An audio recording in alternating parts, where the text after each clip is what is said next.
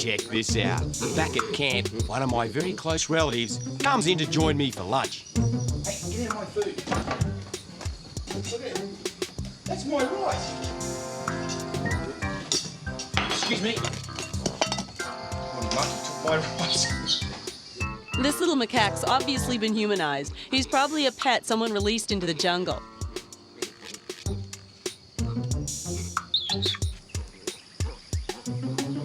No problems about coming right up to humans. Mind you, he probably doesn't know how to feed himself in the wild, and he's got to steal to live. So there's a couple of species of macaques here in Sumatra, and this is the pigtail macaque.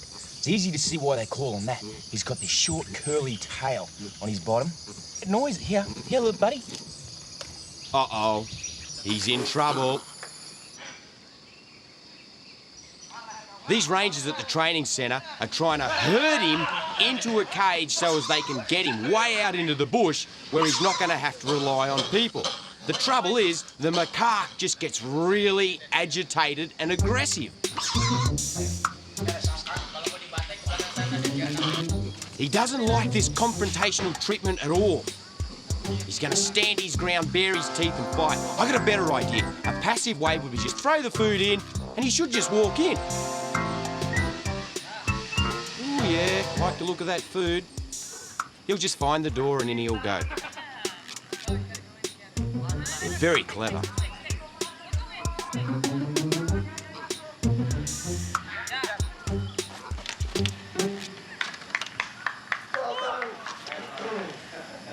What a shame. But you can't have him this close to people. It's really unfortunate. And he's getting very aggressive. I guess it's better this way. He'll go back into the wilderness where he belongs.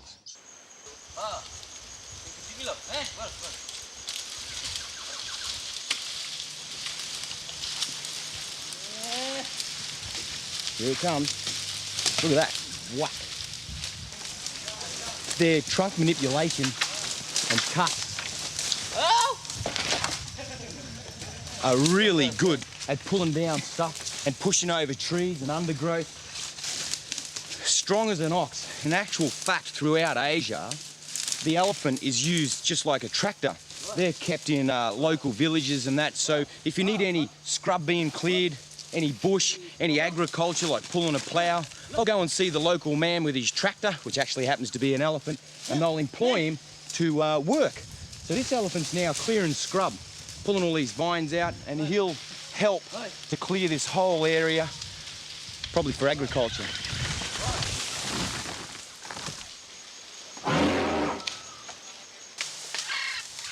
Isn't it ironic how the clearing of this forest by this elephant is actually causing their demise? These towers are designed for the rangers to keep an eye on the elephants, because on one side you've got agriculture and crops. On the other side is where the elephants are supposed to be, in the wilderness, in the native bush. So the rangers come up here and they'll be able to see the elephants, see what they're up to. The elephants come through, they get into this revegetation area, food's a little minimal, and then they head straight across this road and out into agriculture. Of course, here is where the conflict begins. And to alleviate the conflict, I'm in for a big lesson on how to ride an elephant. Just 1, 2, 3. Get the old feet in. Or maybe when he gets up. The word for up is? Up. Up, up. Woo! Here he goes. Up. All right. Yum. Woo! Bagus! Bagus! Indonesian for good. He's a good boy. Just have to love on him again, because he's so good. He's a good boy, this elephant's a good boy. Wow, how's that? Steve-O gets to be a mahout. Quite an art to being a mahout. You got to be at one with your animal. And so the first trick I learned is this rope. So I tuck my feet around there and I get the rope through the heel and then get the rope between my toes. And then under this ear here, they've got a lobe. And just go, hut, hut. Forward motion. There's a bad conflict happening right now. There's a herd of elephants annihilating some farmers' crops. And this happens all the time. Unfortunately, the farmers will kill or strike at the elephants, causing death and destruction. Conservation of wildlife, that's what makes me tick. And so I'm joining in with the mahouts to try and get them out of the crops, back into the wilderness area where they belong. This is a wild, wild experience, and it's far less dangerous on elephant back. Approaching elephants on foot could be fatal. And this is why we're here. You can see these elephants, they're all pretty cruisy. They can smell me coming, but approaching them on an elephant, they're a little less wary. Of course, if I was walking around on my own, they would have smelt me from kilometres away and just bolted. Yum, yum, yum. I'm gonna keep my mahouts nice and close. Dealing with wild elephants, pretty unpredictable. I'm the novice. I don't know that much about what I'm doing. These blokes are gonna keep me in line. Mahouts is nothing quite like a good mahout. You can hear those ghouls woo, bugling, trumpeting away.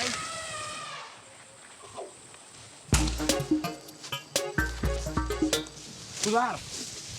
Get the sunglasses. I think it's a cobra. You jump on here? Wait there, boy, wait there. Woo! Had to grab me sunglasses. I think it might be a spitting cobra. Whoa, whoa, whoa, whoa, whoa. At first, I thought it was a cobra.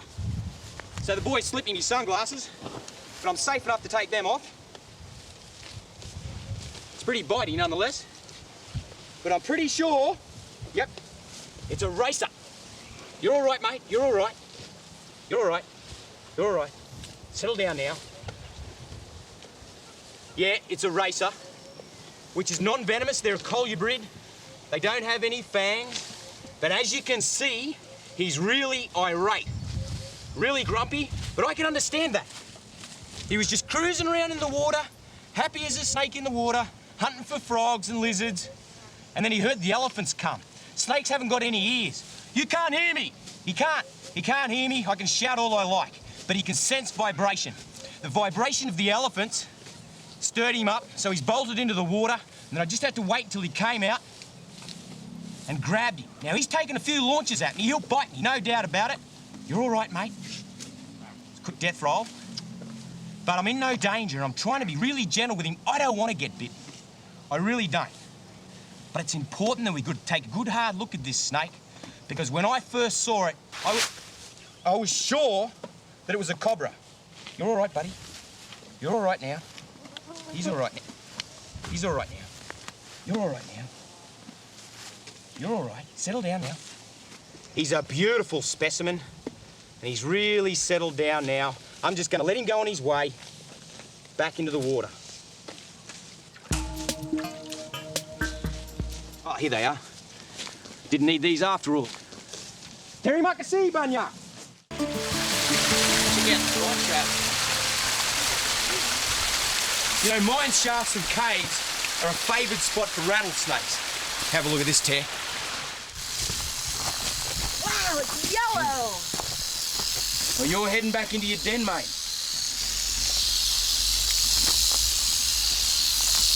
Ooh. This is a blacktail rattlesnake. Have a look at the coloration. Look at that beautiful gold coloration with the black pattern on his back. This is a male.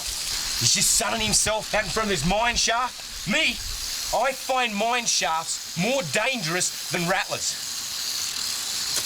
Rescue teams have all sorts of problems with people who enter into mine shafts. You have cave-ins, they fall down. This guy just wants to go back inside. He's warm to the touch. His den will be in here. Now, one of the most amazing things with the blacktails is the male will actually stand guard. He'll protect his territory, protect his female. Can I leave you with this one? Just get yourself a stick, sweetheart. Okay, let me grab the stick. I'm just going to duck back in there. I'll bet you he's got a female right in there. In Arizona, the black-tailed rattlesnake is found throughout the mountainous areas. Well, what's amazing is we're at nearly 9,000 feet where we found this guy. It actually snows here. So he's going to utilize the mine shaft in order to help himself thermoregulate. He'll come out and sun himself and go back in the summer. It's very cool in there, and in the winter it provides some shelter. Now, he's not too angry. You can see his rattle there's not going because I'm handling him very gently. And he is one of the most handsome and striking snakes I've seen. You're a good little girl. Come on, then. Come on, sweetheart.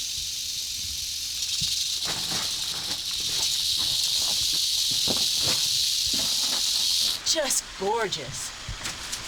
Wow.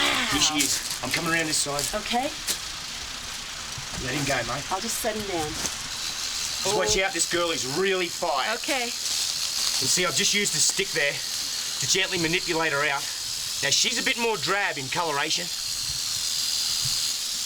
She's been impregnated, she's been fertilised by the male, and she's probably got a belly full of babies. Whoa. She means business. Woo! She's a little grumpy, and that's just fine. She's got a belly full of babies, and rattlers, they give birth to live young. Fascinating. Quite an epic in evolution. Have a look at the difference. The drab female, she's poised, eh? She's fired. She's like right on me, and you can see the male here. He's a lot more yellow. Don't take your eyes off this girl. There's the difference in the two colours. I tell you what, if I was a male rattlesnake, this bloke here, he'd go straight into combat mode. Have a look at the female. She is in the full tilt S position, tail going flat out. Couldn't get anywhere near her. He's a lot bigger than her. One of the most amazing things with the blacktail rattlesnakes is the females have been recorded to defend their babies up to their first shedding of skin. So which could take, I guess, up to a couple of weeks, maybe even a month. So she'll guard them. Beautiful social structure. Take this guy back in. It's very important that I don't upset nature's balance. So I'm going to put them right back into their den so they can curl up, because this is a little bit of stress on them.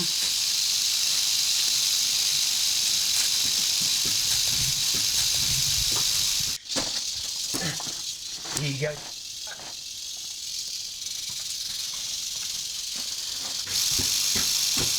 Well, she's really got a bead on me. You're going to have to give me a bit of distance, mate. Yep, I'll clear up with... Come on, sweetheart, I'm going to put you back in your den. Oh, look at her. You gotta love them. You gotta love them. She's a little bit pregnant. Come on now. Just gonna very gently use this stick to support her body. She's so angry, she's stiff as a board. Here she goes. Come on, girl.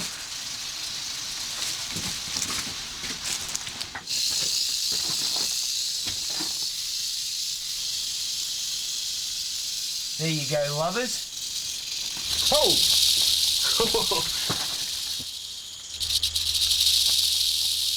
They're still rattling back there. Aren't they great? And that female had one last swing at me to make sure I ran away.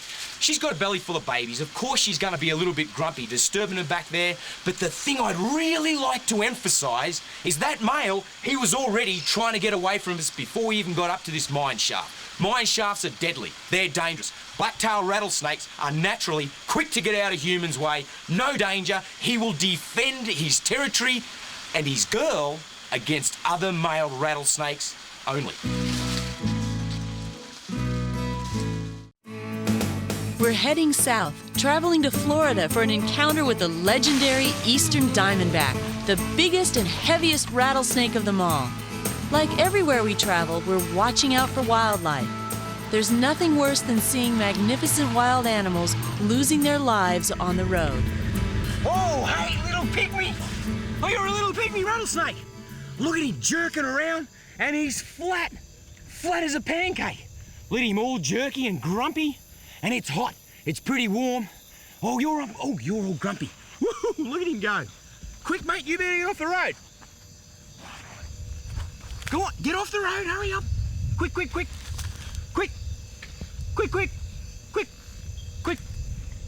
Go. Hey, how's that?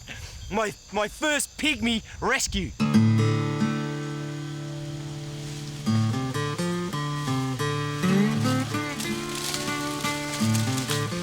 These longleaf pine and palmetto thicket forests are critical to the survival of the eastern diamondback and a lot of other species down here in the southeast. It helps to know the habits of any wildlife you're trying to find, particularly with rattlesnakes like the eastern diamondbacks.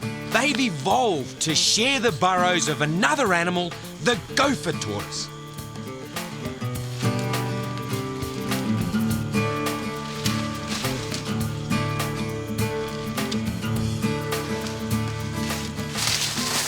Let's split up, but keep an eye out in front of the tortoise burrows. Okay.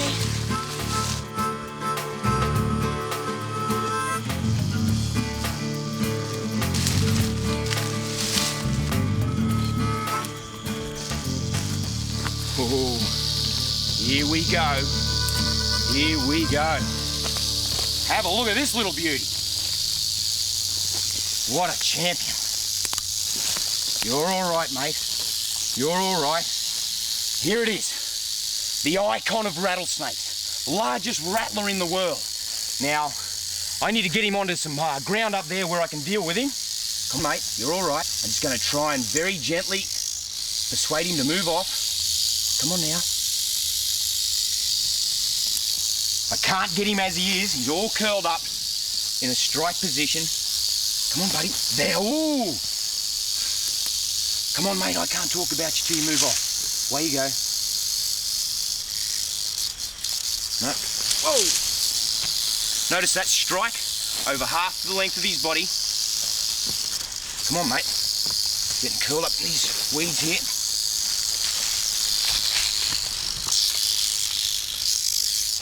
Whoa, look out there, little bloke. You're all right. You're all right, mate. You're all right. You're all right. Have a look at this little beauty. This is the ultimate rattler. This is the eastern diamondback rattlesnake, the largest rattler in the world. They can grow over 6 feet. In fact, there's a record of an eastern diamondback almost 8 feet in length. Shaken, holy smokes. It's taken me all my life to get here. Gonna have to let him go, he's curled up. He's got a track on me. Oh, you're rattling, you're a funny snake. What a beauty. He's really dark, very dark. These guys are like ambush predators. Now, I find rattlesnakes absolutely beautiful animals, but I believe, I've been told by the experts that have spent all their life with the eastern diamondback, that they're a naturally non-aggressive snake. You could walk straight past them, won't even rattle. They'll sit there and they want to run. They don't want to stand and fight. They want to get away, back down into their stumps, or in this area, back into their gopher tortoise holes. This is the icon of rattler species. Whew. Have a go at this. When he puffs himself up, he gains about 1 inch in height, and he's trying to show how big he is. I'm big, I'm tough, I'm noisy, I could strike at any moment, although I don't think he's gonna. Have a look at the head. That is the wildest looking head. Big, arrow-shaped head with those massive venom glands. And they've got a stripe coming back across their eye. That is really important. That almost disguises their eye and it helps camouflage their head. They're basically diurnal, hunting during the day, so they'll sit in camouflage and wait. Animal comes past, can't see the eye like a bandit. Hit! Dig the fangs in right into the chest cavity. Huge delivery.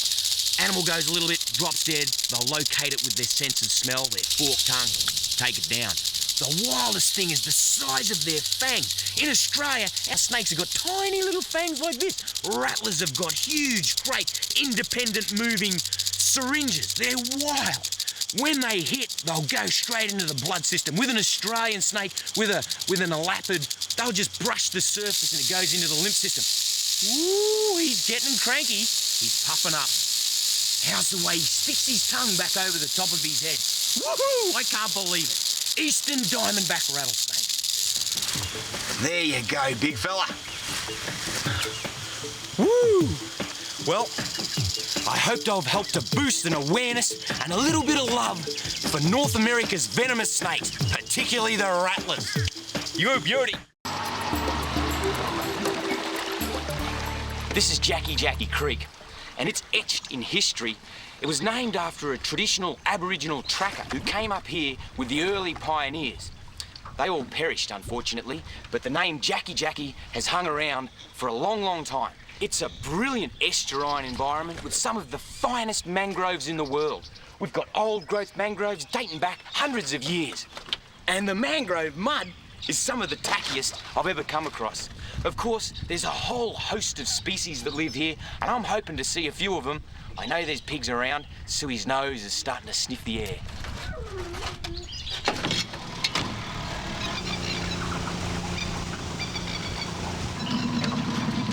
Boar in the mangroves. As I gun the motor straight towards it, Suey jumps out. The water's so shallow she can virtually walk straight up to it. Oh, it's a gnarly little boar. It turns and faces her as soon as she gets up the bank. I'm gonna paddle over there. I wish I could motor, but I just can't get there. It's too shallow. She grabs it around the scruff of the neck, around the razorback part on those bristles, and hangs on as the little pig tries to get its tusks deep into her body and cause her a heavy injury. Oh, it's a fight. Hang on to it, Suey, hang on to it. I'm coming, mate. The mud just sucks me up until I can grab hold of its back legs and pull them both up out of the water. Then comes the hard part, trying to get Suey, the naughty little hunting dog, off. Come on, Sue, break away now. Suey caught herself a little Cape York boar. He's reached sexual maturity.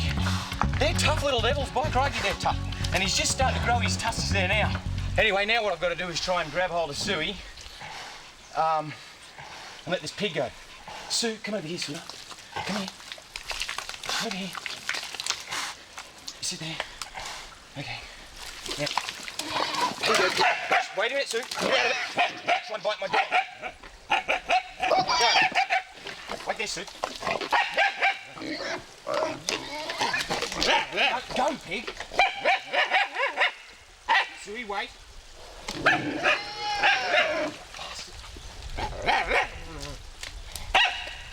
Wait here, sweetheart.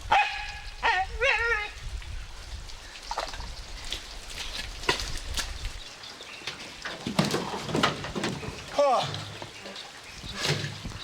This isn't exactly the way I intended to start this morning here in Cape York, but I guess we'll just take what comes. You're a funny little dog. He split me too. Split me right open. The little boar managed to get a tusk right fair smack into the palm of my hand. It's deep, but I'll be able to handle it. It's no problem at all. I can't say I blame it. The pig was really stressed by that fight with him and Suey. This coastal fringe is home to some of the largest crocodiles on the face of the earth. And here's a big steamer one right here sunning himself. I'll betcha he was watching Suey fighting with the pig. It's really important we keep our wits about us, because that croc could have just as easy gone in and broken up the fight by grabbing one of them.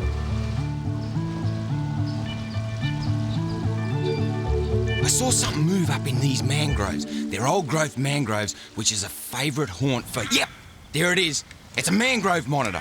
They're a pretty big lizard. They're a goanna, and they can grow up to 2 metres. And they just cut through these mangroves so easily and so quickly. He's trying to get around the other side of the tree so as I can't see him. Stalking is really difficult with goannas, and he's moving off. He's just staying out in front of me, and they can cut straight through the limbs from one tree to another, whereas I have to come back down. But I'm closing in. Oh, got him.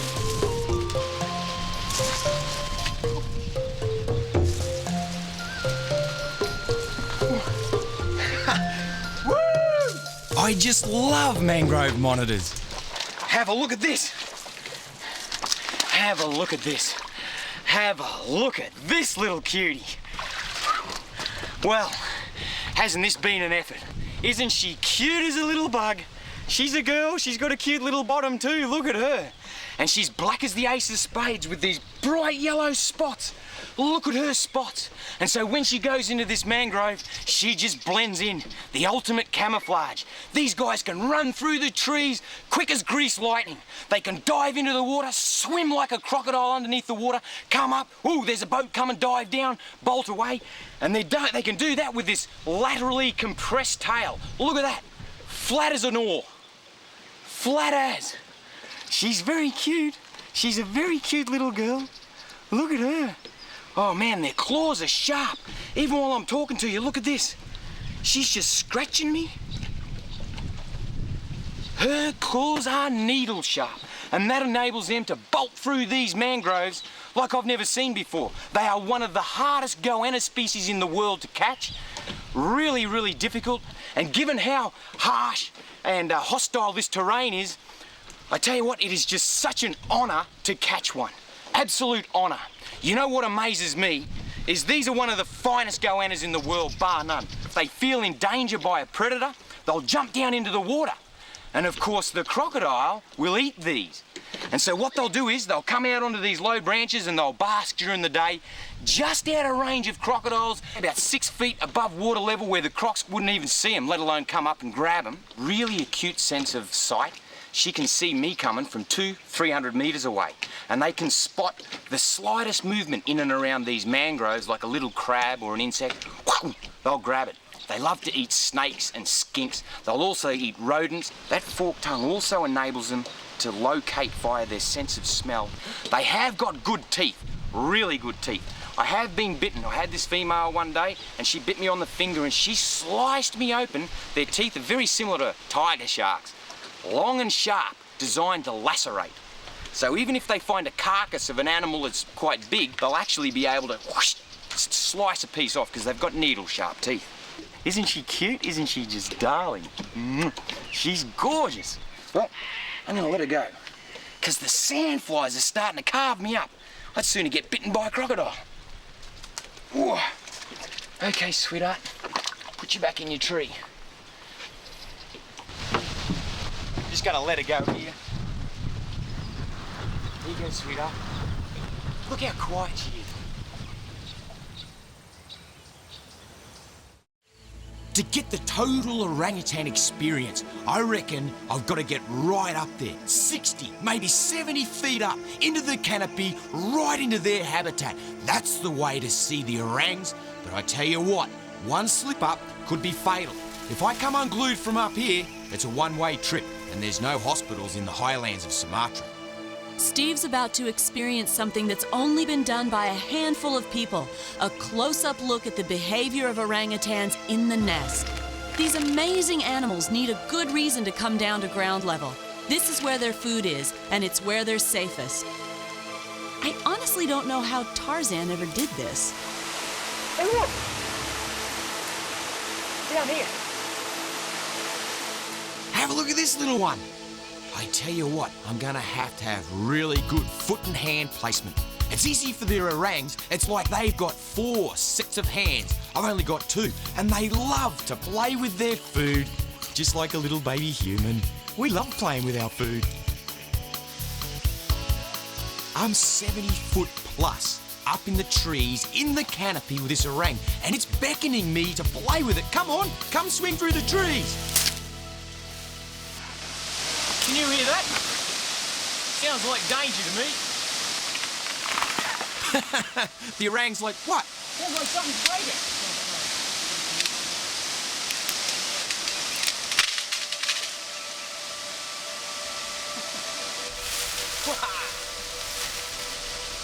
Oh, extreme danger. Here comes a mummy. Here comes a mummy with her baby. I can't fly as good as you. Here, look at my teeth. This is where the term hanging out came from. We're just hanging out. Me and this little mama. Aren't you cute, sweetheart? Aren't they just darling? Look at them. I tell you, they're biting my hand. I tell you what, you gotta risk life and limb to be at one with these animals. But it's worth it. My arms feel like they're about 6 inches longer. I reckon my toes are nearly prehensile. And I'm still not even close to gliding through the bush like these guys. But I'm giving it my best shot. And here's the reward. Look at the little baby. Just like people, every face is different, and once you see one, you don't forget it. Unbelievable. There they go. The mom's name is Ratna, and her baby is called Monitor. They were released from the rehab center, and it's great to see them doing so well. And as I swing through the trees, here it is, Look at this. Here's what I've been looking for. It's a nest. This little one's building a nest. They weave a platform of leaves and sticks, and then they'll gather some leaves up and put them over their head. They hate the rain. They don't like getting wet. And have a look at this. Can you believe it? A nest. Oh, gosh, they're beautiful the way they drape those leaves over. A little bit of camouflage keeps them warm, keeps them dry, and it looks cute. Orangs build a new nest every day, occasionally more than one if they feel like it. It depends on how far they move in the course of a day, searching the rainforest for sources of food. I'm gonna get this backpack off, or I'm gonna end up dead.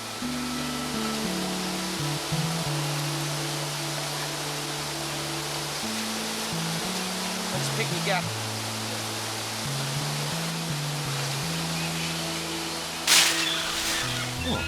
What was that? They're so inquisitive. Sounded like a backpack hitting the ground. That's better. It's amazing when you get up here onto the orangutan's level that you get to see what they see. And I can see them. Several of them moving around. We've got a mama with the baby.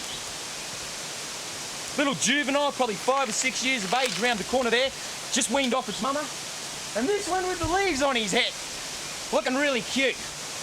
Tearing himself to shreds too. They make it look easy.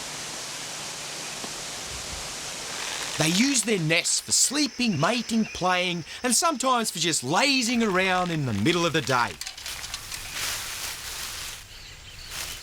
Now, getting back down is gonna be really tough.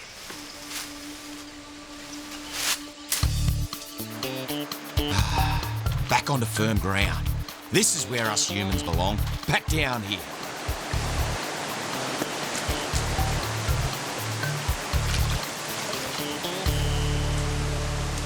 Woo.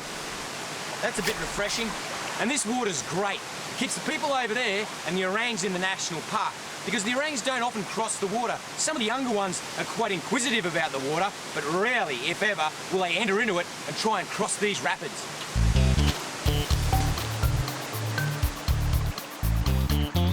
Everywhere we go, the orangs spot us well before we see them, and it's so rewarding when they come in for a closer look. Here she comes, check this out, here she comes. Yeah, sweetheart. Oh, she likes her rambutans. She's got no scar tissue. Man, she looks good, she looks really good. That's 2. Are you an endangered species? She's an endangered species. And that's why it's so important to get these little ones back out into the wild. I guess the most important thing when you're talking endangered species and conservation, oh wait, you've got one, is securing habitat. And this is a secure area, this is really good. But they need more. They need more and more and more. Instead of taking away their habitat, we need to give them as much as we possibly can. And the word conservation's a great word, but the big one is habitat. Habitat destruction, habitat annihilation. That's the hardest thing. And it doesn't matter what species we're talking about throughout the world, that's what we've got to strive to do, secure habitat. And each time we secure a little bit of habitat just like this, then through these rehabilitation programs, we can bring them back into the wild, release them. What a bonus.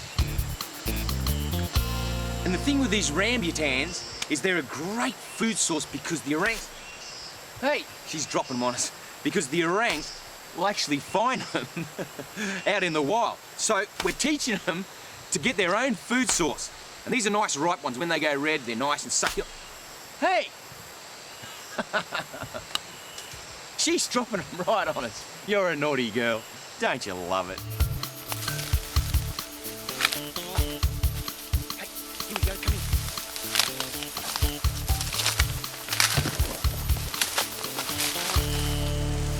You can see this girl here. Look how distended she is in the belly. And she's moving really slowly. Her labia is really swollen, distended. She's so pregnant, she's gonna give birth. Maybe within hours, but certainly within days. And she's in these lower limbs, and I reckon she might be feeling a little bit sick. Come on, sweetheart. Here she comes, here she comes.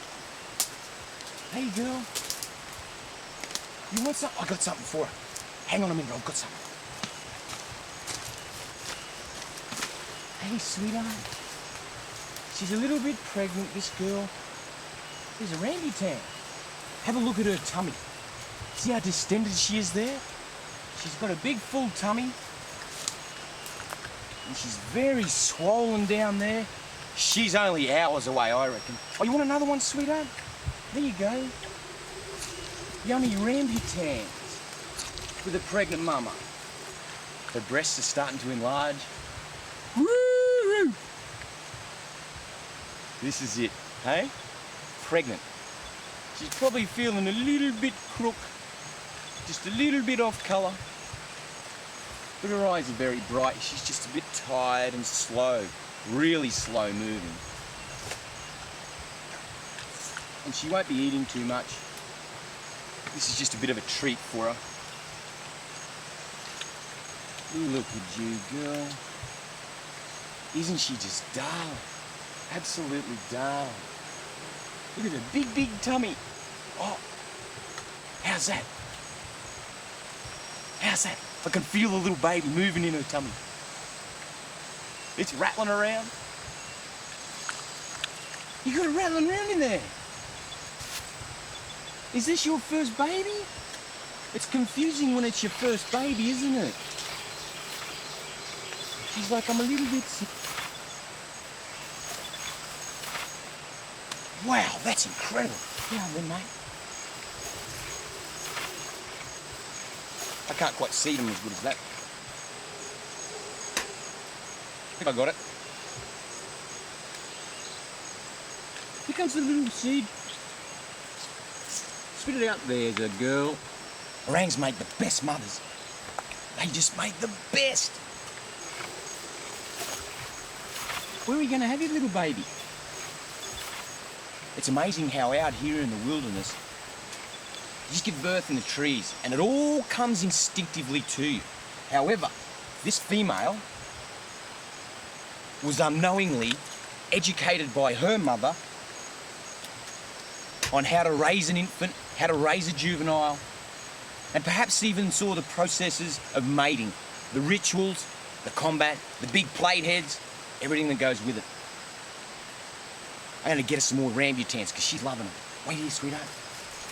Terry and I are working with the legendary Jackson Guard. They're in control of the wildlife and conservation at Eglin Air Force Base. Interesting how inside the bunkers is full of munitions and outside is an endangered tortoise species, the gopher tortoise.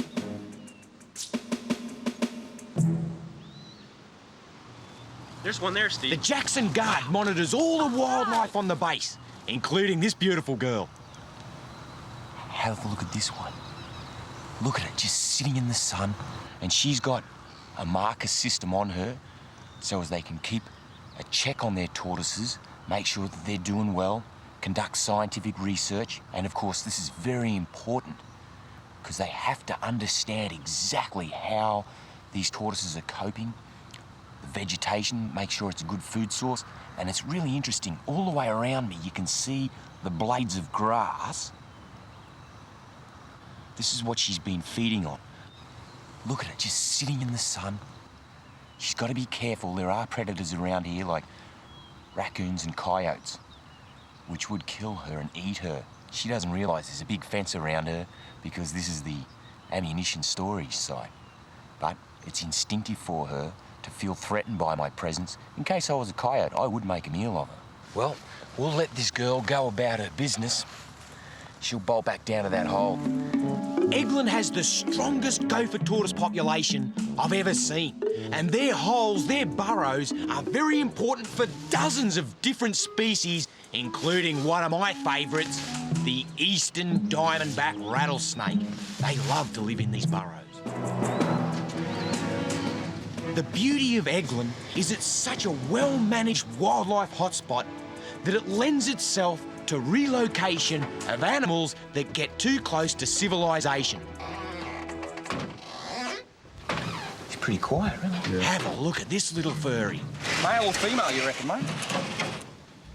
I'm not sure. You have to probe them. Oh, so there's no way of telling outside. No, not just looking. Dennis is the Jackson Guard beaver expert. Hey, beaver. Have a look at this little beaver.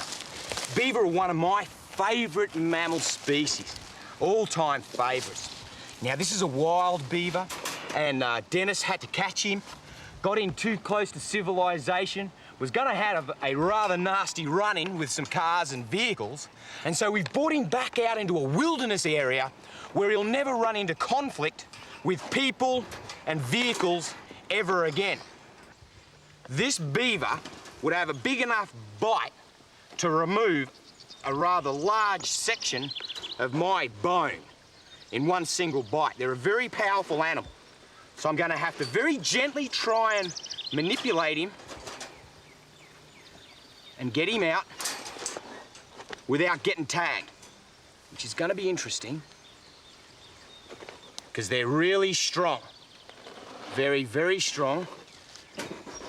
Come on, mate, you're all right. Don't panic, you're all right. Have a look at that tail. Big, rudder-like tail.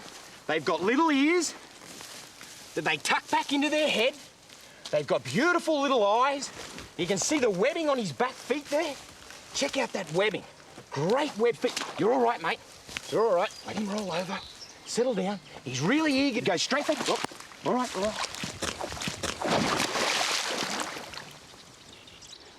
Woo, it's always the most exciting part of the job is getting them back out into a wilderness area where they belong. Really good. Yeah. Makes it all worthwhile. Getting to save a life, especially a beaver. Wild pigs, or they're locally known as hogs, wreak havoc in this terrain. They root up the soil, they eat the vegetation, and they drain the wetlands. Quite a nuisance. And so the Jackson Guard has to remove them from the wild to keep down the pressure. They've given Terry and I the honour to capture one. And the best way to capture hogs is with dogs. These fast little canine units quickly track down the animal, bark, and then bail it. They don't actually bite the pig. Their job is to run circles around the hog, keep it occupied until Terry and I can get close enough. Gonna have to watch out. Wild pigs have razor-like tusks and an incredibly powerful bite. They could remove a finger or cause a hideous injury in their leg. The dogs are doing a great job. They pushed it into a piece of brush. The pig's holding its ground. It's got its bottom in and just charging at the dogs. Just hold your ground, Terry. Notice the way it's facing out. If the dog's to get too close, it'll bite. While Terry attracts its attention, I go in, grab it by the back leg. Once I've got it by the back legs, it's easy to toss off balance and get it to the ground. The dogs will want to be careful or they'll get bitten.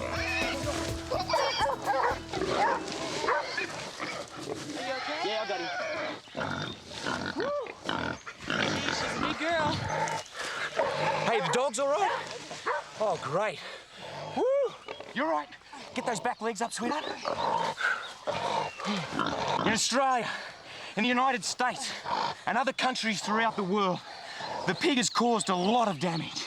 This is a sow, beautiful female, and they're tough. They're tough as not any tougher, and they'd rust. It's a real shame they don't belong here. You can see the coloration of this one. Pretty easy to see that it's got a little bit of domestic pig in it.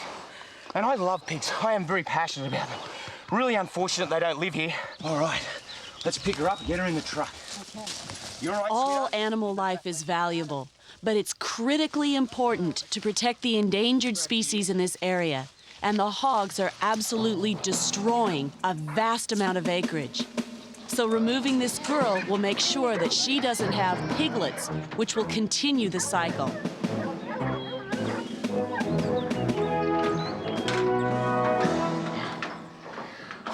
I don't know how you tossed her. Good work, mate. She's a big pig. Good work. I'm on the hunt for an endangered species, both federally and state. The Jackson Guard have been working with the red-cockaded woodpecker for years now. And right here, they've established a beautiful little colony. We're going to use these nets to try and capture one as part of a scientific project that they're working on to try and increase the population. Right here, you can see a sheet of tin up there. The Jackson Guard have cut a hole at the right size diameter for the red-cockaded woodpecker. Because other woodpeckers that are opportunistic hole hunters, they'll come to the red-cockaded hole and they'll chip it all out, make the hole bigger, and then they'll colonise the area. And of course, the red-cockaded woodpecker, he'll be pushed out of the system. So you can see all that scuffing around the tin, all the paint that's been taken off. That's because a woodpecker's come along, try to burrow in and make it bigger. Hasn't worked. Great technique, very simple but effective. Now, some people think looking after an endangered species of bird might be a laid-back, casual job. But Steve's going to demonstrate that being a woodpecker checker can be anything but laid back. It's very tricky getting this ladder system up the tree, and quite dangerous. The woodpeckers will make holes way up high, so you've got to look right inside to make sure they're okay. Wow, quite a view from up here. In fact, the view is spectacular, really nice. And have a look at this. The diameter of the hole is very important. In fact, it's one of the most significant things in this whole woodpecker program.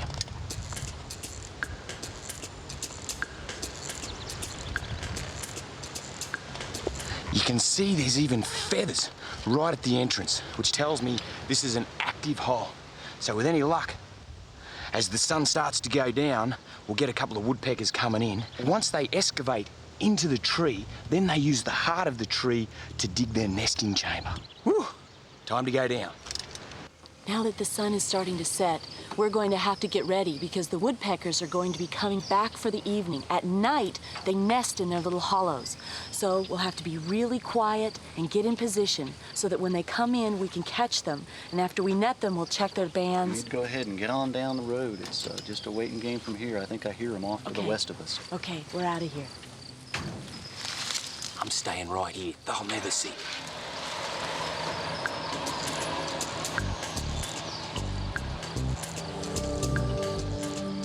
In order to sight the birds to see if they're already tagged or not, the scopes are used, the same as you'd use with a rifle, except of course there's no gun.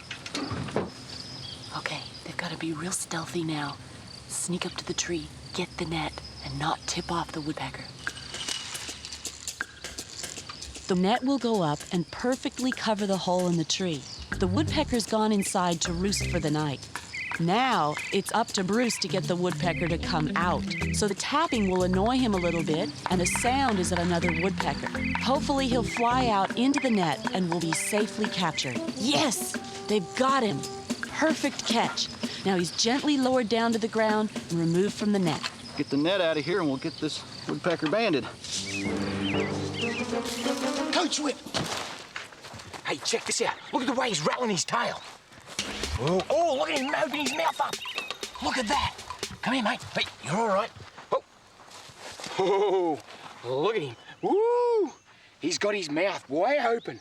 Now, this is an intimidating little snake, and the reason he's opening his mouth is this is what a coach whip does.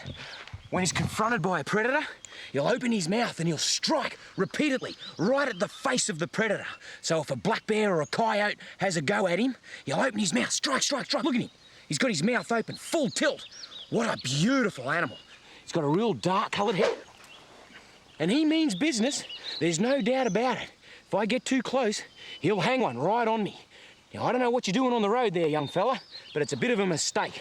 They've got no venom, they overpower their prey. Come on, mate. Hey, don't bite. You're all right now. Oh. I'll just let him go on his way, and hopefully he's learned a bit of a lesson. Stay off the road.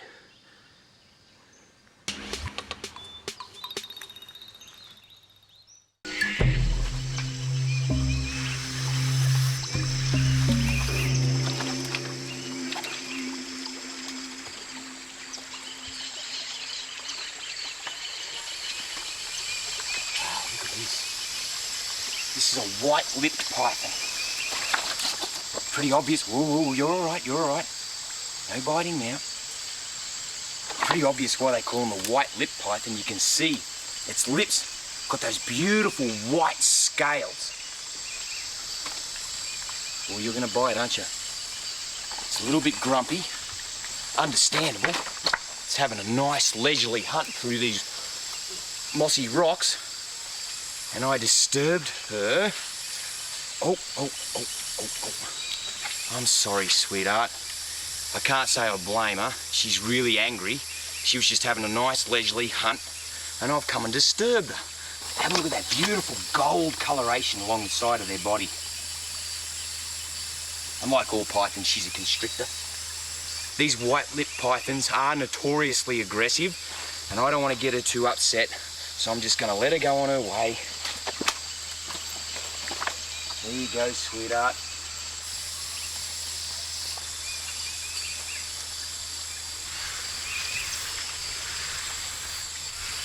And just disappears back in her own environment, like that. Check this out.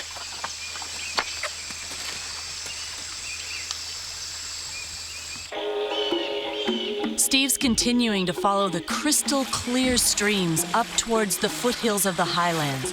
This is cold water coming down from the mountain. And traveling up the streams is easier than cutting through the jungle. It's a great way to spot wildlife too, because, hey, everything comes down to the water.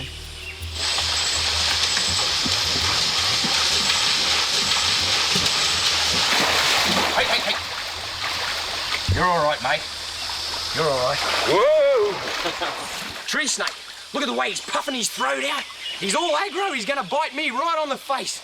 They can get out straight as. And when he puffs that throat up like that, he means business. Look at him. No matter where I go, he just keeps going at my face. And that's a predator avoidance system. He's going to strike, bite me on the nose. And so if a predator comes, he puffs his throat out. Look how big and tough I am. And whack, he'll actually strike out at you. Look at that forked tongue going. Tree snake, he's got some beautiful banding there. Look at those bands coming back. And he's cruising around in the water, getting a feed of frogs. Oh, he's hissing, opening his mouth up. You're a funny little snake. I'm not gonna hurt you. I'm the friend of the snake. Come on then. Quick, away you go. Even though this is a tree snake, like all snakes, it's a very good swimmer.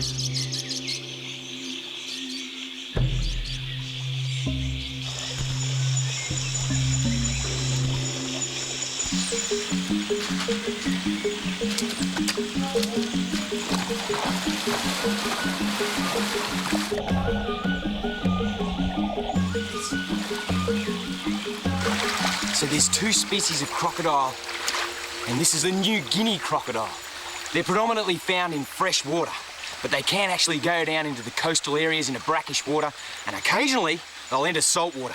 But they got to be really careful, because if they go down into the territory of the biggest crocodile in the world, the saltwater croc, they'll get eaten. They look very similar to a salty. This one's only a yearling. Look at his eyes, he's looking around. What's going on? He thinks I'm a big predator and then I'm gonna eat him. Not at all. Look at his little head. Just like a little dinosaur. Beautiful little eyes and nostrils. And look, he's got great sharp teeth already. Hey? And he'd be feeding on insects. I tell you what, he's got a beautiful waterhole here. Isn't he gorgeous? Absolutely gorgeous. Beautiful little animal. He's a little beauty. It's easy to see why he's living here. This beautiful water has loads of fish and delicious insects to eat. Look at him go. He's at home here.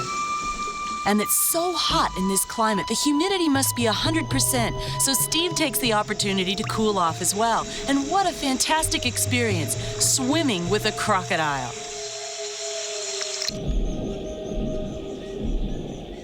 There's nothing to worry about with the New Guinea crocodile because it doesn't grow large enough to see people as a food item, so even his mom and dad wouldn't pose a threat.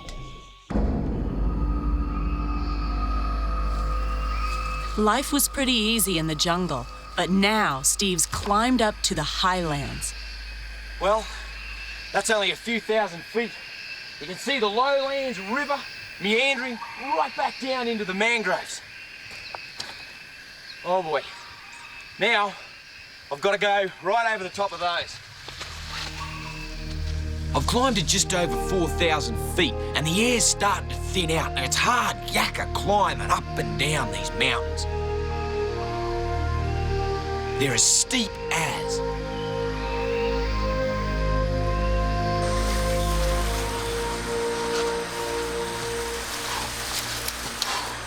Going up and down these mountains, I need legs like a tree kangaroo. But when you're traversing across, crikey, it's hard yakka. And you're on such a hideous incline that you need one leg longer than the other. This whole place is dotted with caves. I can't wait to see what wildlife's in them.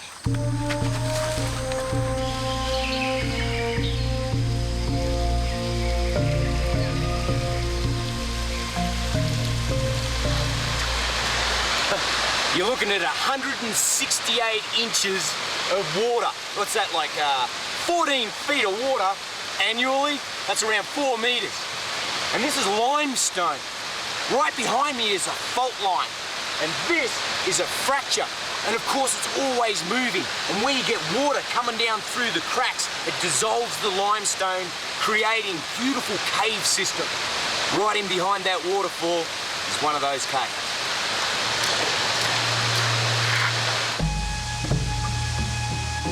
These caves are going to be incredible because they're not explored. It's very difficult to get to them because you've got to go against the current. Steve's risking everything going up this water because it has tremendous force and the rocks are very slippery. But there could be incredible things inside.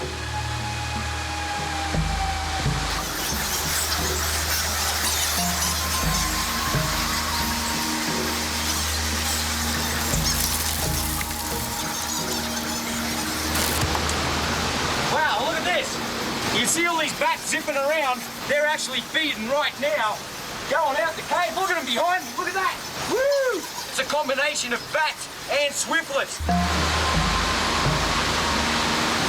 Wow. These are insectivorous bats. Now, there's several different species that will actually roost in the same area. They'll use the same roost. And there's over 50 different species of insectivorous bats throughout the island. They're probably the most abundant of all of the mammal species.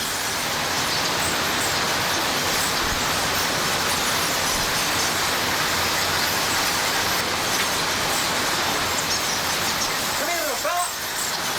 Are you avoiding me? Ouch! Look at him. Isn't he just darling? I'm not hurting him at all. He's got tiny little wings. Beautiful little animals, aren't they glorious? And they've got quite good claws on their back feet, little tails, and of course those membranes for wings. They've got a great set of teeth. They use an incredible location device sonar and really good teeth for chomping into insects.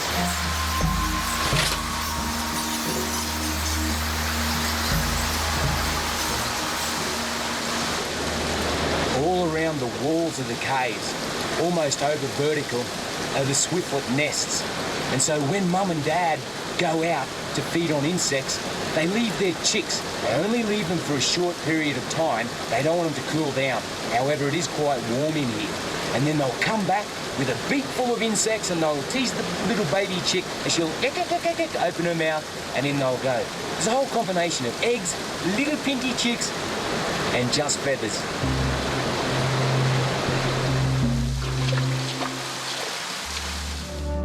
Out of the cave and into the clouds. I gotta pick up the pace because I've got a rendezvous. Back with the reptiles, it's the middle of the day and the heat is blistering. On a barren part of the island, even a cactus passes as a good shade tree, especially if you're a marine iguana.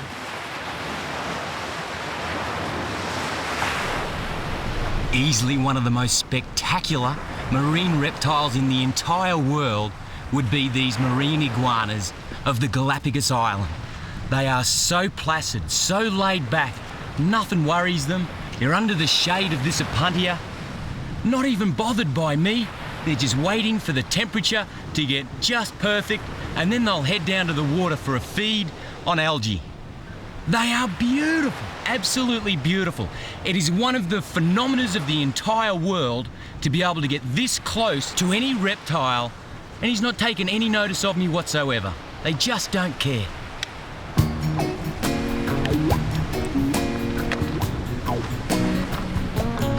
We reckon they're absolutely adorable.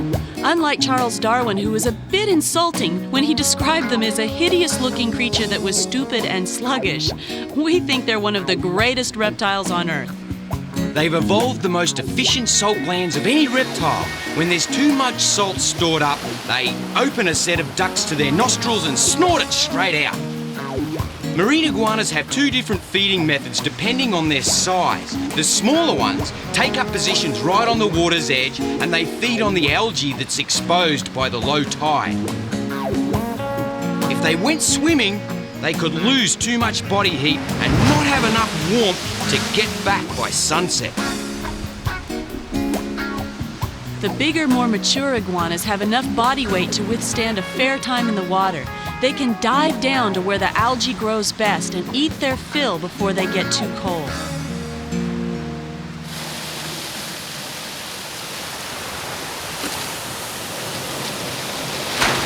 Ooh, crikey, that hurt. Their claws are designed to grip the volcanic rock. My feet! Oh! Another big hit. My feet! Oh! Another big hit. These guys make it look easy. I'm getting the living daylights pounded out of me. My feet aren't designed for these volcanic rocks, nor this heavy-duty surf.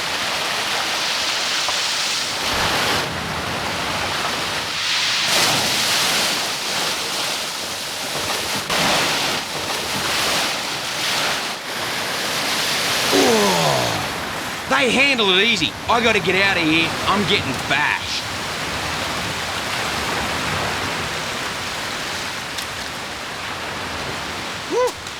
All I need is some good claws.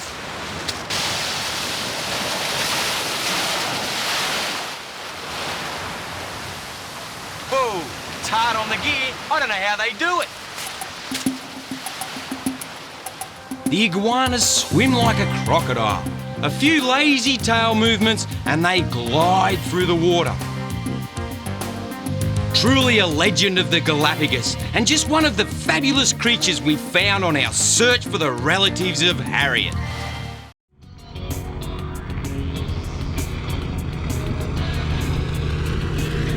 This is the perfect opportunity to investigate the beaches and the mangroves. We saw plenty of crocs around here from the air, and we're hoping to catch up with them at ground level.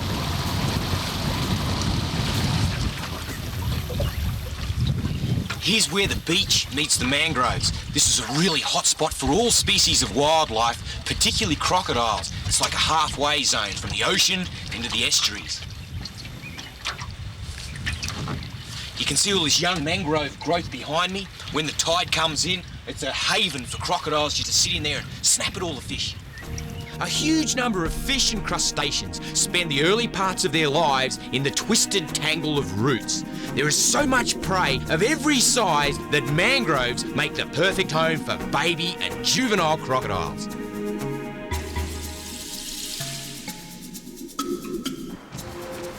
Mangroves are some of the most productive plant colonies on Earth. They generate an enormous number of life forms, and many of them, even hermit crabs, are a daily part of the diet for saltwater crocodiles.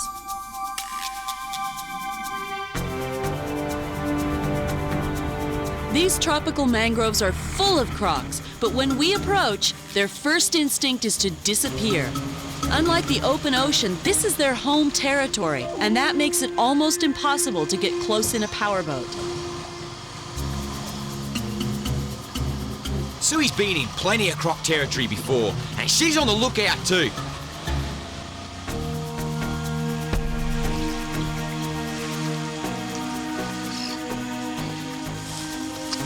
The sound of the outboard tells the crocodiles we're coming. And by the time we get there, they're gone. And there's only a slide to tell us where they've been and what they've been doing. This one's gone up over the bank, probably into an inland sunning position. So I'm going to sneak through the mangroves, through the foliage, and see if I can observe.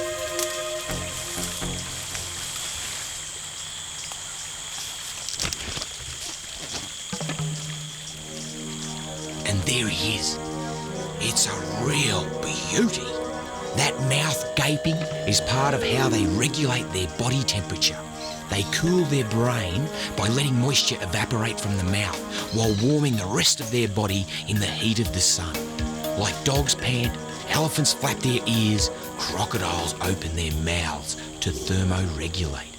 They've got an awesome tooth structure, huge, great penetrating teeth, just like my fingers, designed to grab, hold and kill large food sources like big mammals.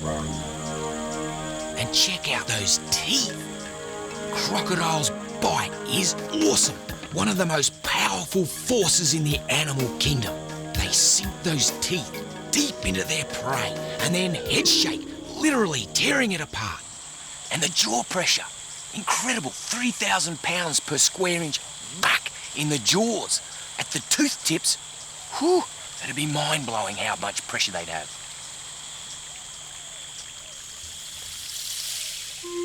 Have a look at this. He's starting to materialise. Snout, eyes, ears. One of the preferred hunting techniques is the strike. He's lining up. How's this? He's got a bird.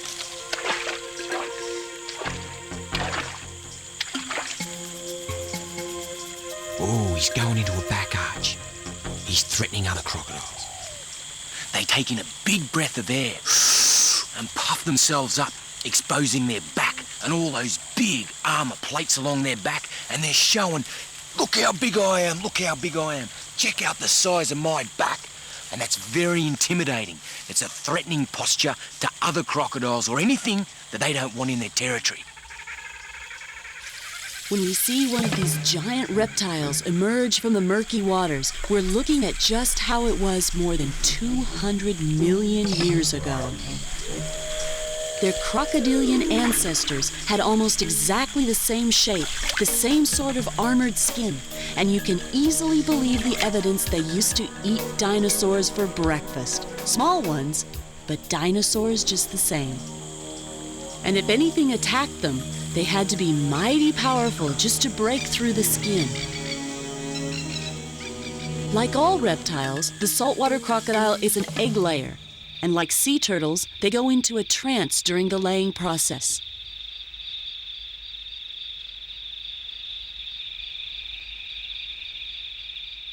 This female's finally starting to deposit her eggs.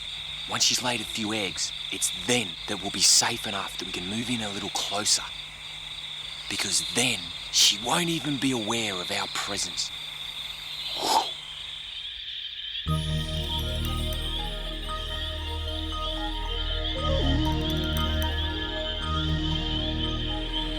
This is really incredible how the female saltwater crocodile goes into this trance-like state.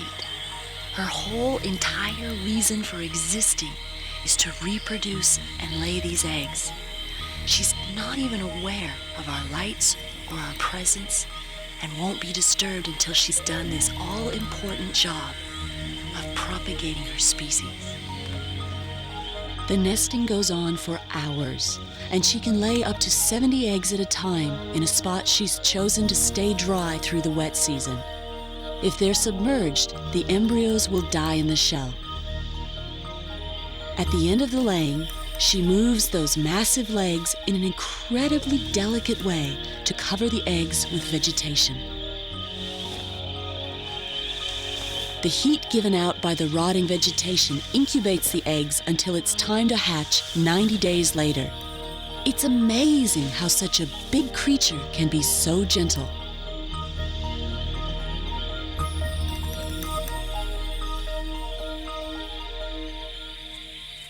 Once she's finished covering the eggs, her very next job will be defense. She will defend her nest site with her life. And she'll bite anything that goes near her eggs.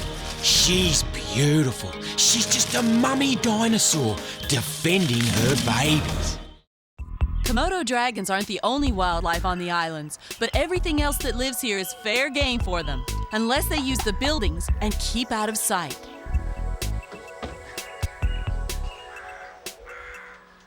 Look at this. Little tokay gecko. Look at the colours. They're nocturnal and they live in and around these old buildings. They love them. They got extreme jaw pressure. Love grasshoppers and insects. Beautiful colours. And watch the way he climbs.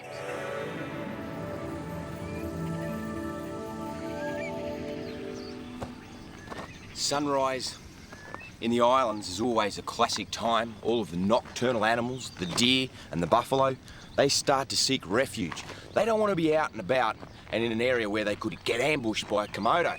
But the Komodos, a bit like me, still a bit sleepy. They're waking up.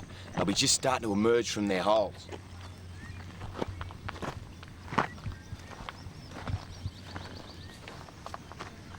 So are the humans. All the boys on the boat, they're starting to get up, starting to emerge from their holes in the boat. Salamat pagi!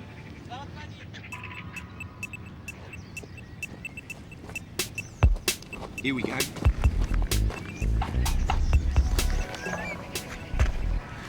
Dragon poo. Now, like all goannas, or most large goannas, large monitors, their poo is very significant. Not only is it significant to me, the researcher, but it's also significant to other dragons. This poo will tell another dragon exactly what's going on. Perfect. Absolutely perfect. That's another dragon's claw, and I can tell by this, well, the dragon that this big one ate was probably around about 4 feet, 3.5 to 4 feet, and I can tell that by the size of this claw. And this is a front claw. So he would have grabbed, lacerated, killed the little dragon, swallowed it down whole. But even more interesting is this skin. Have a look at this. This is a piece of Komodo skin. All right, so there's the outside, and here's the inside. See that? That's bone underneath the scales. Look at that. So when they bite each other, they do a little bit of damage. I haven't got this kind of armour plating. I'd hate to have a bite. Ooh. Great stuff. The droppings tell us this is a big dragon's home range. They mark their territory, and the sunny side of the slope is where we'll find it, getting the body temperature up for the day's hunting. Gosh, she's cute. Now, she's come up out of her night quarters right into the sun, and you can see how she's facing right into it. So she's thermoregulating, she's heating up, she's got her legs splayed in a very relaxed position, and she's cute. You're all right, sweetheart? She's puffing her throat out a little bit. No, you're all right. It's okay. It's okay. She's a little intimidated by me, and that's just fine. I'm quite large, and she has to stay on her toes. She's got a fair amount of scar tissue. I wouldn't mind betting that this girl is full grown. This is as big as she's gonna get. And she's got some big heavy hits. This scarring is from battles that she's had over territory, over nesting. Big one on her tail, big V cut right in. They get really rigorous with their aggression.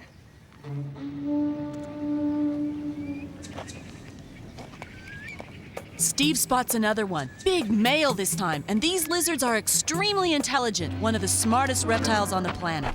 Have a look at the size of this. He's a beauty. There's a good boy. He's got some really heavy-duty scars on his back from territorial disputes with other Komodos. They bite each other on the tail and the back. Have a look at those feet. Bigger than my hands. What a reptile! Yes, this is one of the ruling reptiles. You can see why they're immense. Absolutely immense. I just take my time, nice and steady. Nice and steady. I tell you what, this is really intimidating. I'm just watching his back feet. At the moment, he's quite relaxed. Komodos, like all goannas, they're ambush predators. And within their own body length, they're faster than I could ever move. He'd have teeth like a tiger shark. The Komodo dragons are from the same family as the Australian goannas and other monitor lizards, or varanids. Don't let that lumbering dinosaur walk fool you. These guys can switch on a real sprint and hit almost 12 miles an hour when they hunt their prey. Komodos can be creatures of habit. Regular pathways become well-worn tracks, and that flicking tongue is tasting the air for any sign that potential prey has passed by recently.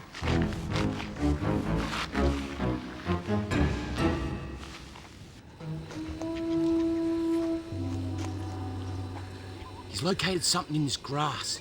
This early morning dew holds the smell very well. And I can see some fresh dung here. Whoa.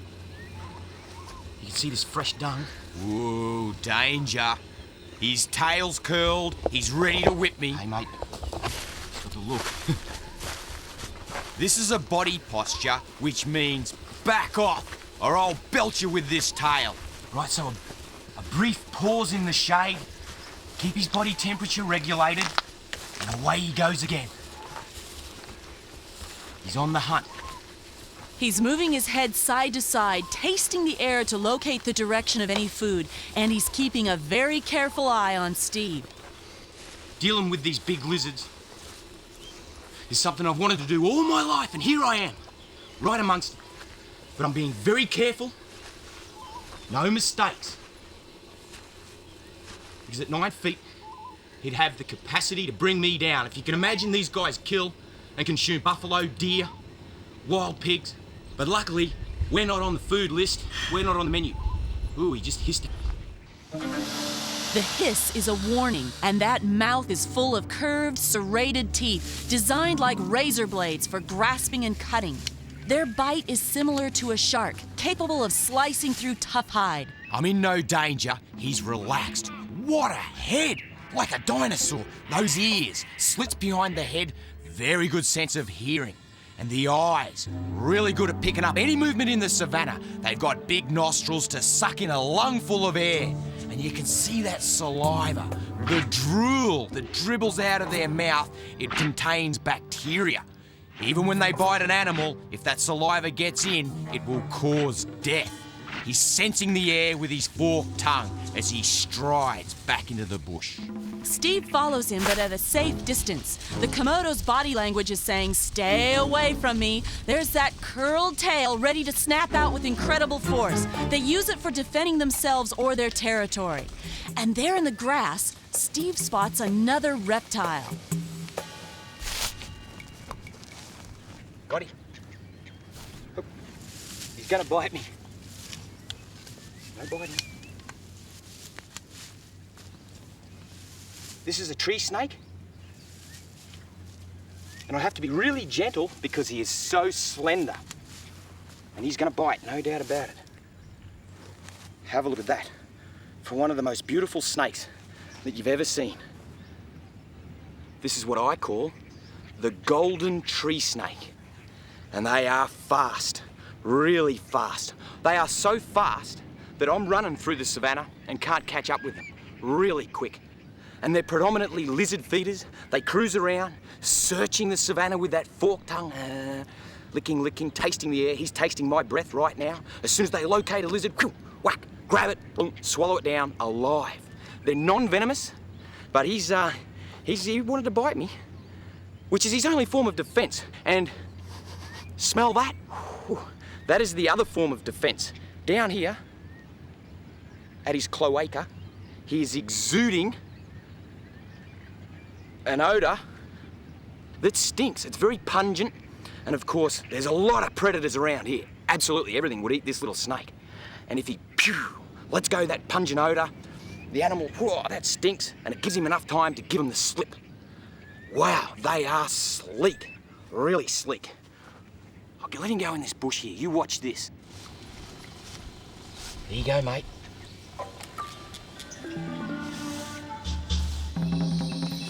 These creek beds provide an excellent shelter, nice cool retreat for the dragons and of course all species. And this is a wild place, really wild. Komodos are ambush predators. If they were up against these rocks, tucked in there in ambush mode, you'd never know it. So I'm keeping my wits about me, just like the rest of the wildlife around here. There's a whole troop of monkeys going through the leaf litter, picking up the berries and the figs, getting a feed, prime dragon food.